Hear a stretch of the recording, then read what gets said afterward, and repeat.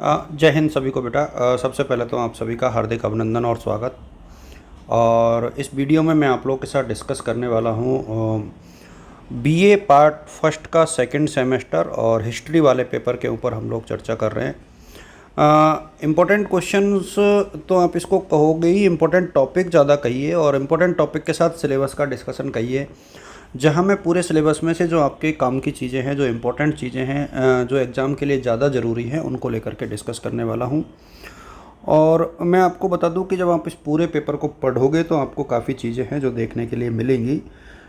तो सबसे पहले तो इसको हम लोग शुरू करते हैं।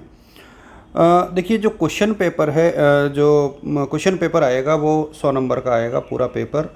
और इसमें 2 सेक्शन हैं। पहले सेक्शन में 2-2 नंबर के 10 क्वेश्चन हैं, 10 question with having 2 marks each. और इनके आंसर्स ज़्यादा बड़े नहीं लिखने हैं, आपको 30 वर्ड्स में इनके आंसर लिखने हैं। और सेक्शन बी जो है वो हर यूनिट से 2 क्वेश्चन आएंगे और 16-16 नंबर के होंगे। ये तो 16 × 5 यानी 80 मार्क्स का है ये पोर्शन पूरा। तो ये तो एक प्रकार से स्कीम हो गई। रेगुलर स्टूडेंट्स का जो है मिड टर्म और होम असाइनमेंट दोनों होगा। प्राइवेट का जो भी होगा उसको हम लोग आगे चल के आपके साथ साझा कर देंगे। अब हम लोग थोड़ा सा आगे बढ़ते हैं। देखो, यूनिट वाइज मैं आपके साथ शुरू कर रहा हूँ। पेपर का नाम जो है outline of the history of western world है।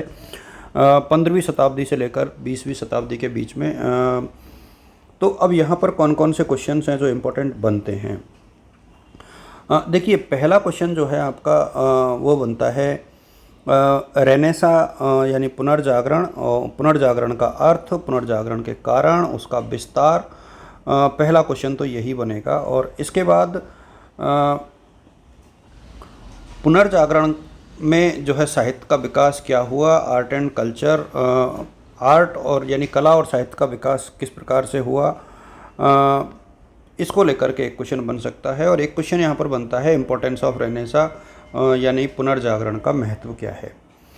और इसके बाद जो है रिफॉर्मेशन की यदि हम लोग बात करें तो रिफॉर्मेशन में रिफॉर्मेशन के कारण क्या थे और इसमें क्या क्या इसकी प्रोग्रेस हुई और इसके रिजल्ट और इम्पैक्ट क्या रहे।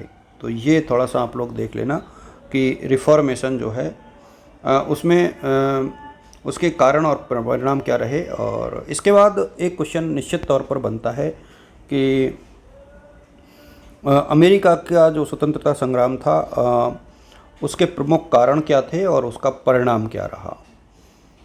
तो ये थोड़ा सा आप लोग देखेंगे तो ज़्यादा अच्छा रहेगा। इसके बाद यूनिट सेकंड की हम लोग बात करें तो औद्योगिक क्रांति जो है उसका कारण बहुत इम्पोर्टेंट है, और उसके कारण और उसके परिणाम इसके बाद। और इसके बाद जो है फ्रेंच रेवोल्यूशन के कारण और परिणाम, और नेपोलियन बोनापार्ट की उपलब्धियां और उसकी पराजय के कारण, दोनों चीज़ों को आप लोगों को देखना है। बड़ी यूनिट है, हालांकि इसके कुछ वीडियोज़ हो सकता है यदि मुझे टाइम मिलेगा तो मैं साझा करूं।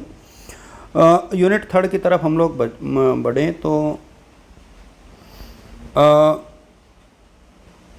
लिबरलिज्म एंड नेशनलिज्म जो है, उदारवाद और राष्ट्रवाद यूरोप में किस प्रकार से बढ़ा, और इटली और जर्मनी का एकीकरण जो है इससे संबंधित एक क्वेश्चन बनता है। और एक क्वेश्चन जो है क्रीमिया बार और बर्लिन जो सेटलमेंट था उससे संबंधित बनता है। Eastern question with special reference to Crimea war और बर्लिन सेटलमेंट। देखिए, इन दोनों टॉपिकों को यदि आप पढ़ोगे तो मेरे सामने एक क्वेश्चन आपको मिल जाएगा। इसके बाद यूनिट 4 की हम लोग बात करें तो पूरा आपको पहला जो वर्ल्ड वार, देखो दोनों युद्धों को आप लोग अच्छे से पढ़ लीजिए। पहले तो आप लोगों को फर्स्ट वर्ल्ड वार का पूरा पढ़ना है, उसके कारण और उसके परिणाम। कारण और परिणाम ज़्यादा ज़रूरी है, तो कारण और परिणामों को पढ़िए। और वर्साय की जो संधि है उसके क्या थी और उसके क्या प्रभाव पड़े। इसके बाद जो है बोल्शेविक जो क्रांति हुई, रिवोल्यूशन हुई, उसके कारण और परिणाम, और उसके साथ उसका रशिया के रिकंस्ट्रक्शन के ऊपर सामाजिक और आर्थिक प्रभाव क्या रहा। ये थोड़ा सा आपको देखना है। इसके बाद आप देखोगे कि सेकंड जो वर्ल्ड वार है उसके कारण और उसके परिणाम। और इसके बाद शीत युद्ध, और शीत युद्ध के साथ जो है आपको पढ़ना है गुट निरपेक्ष आंदोलन यानी नॉन अलाइनमेंट मूवमेंट, तो ये दोनों ही एक साथ पढ़ने हैं।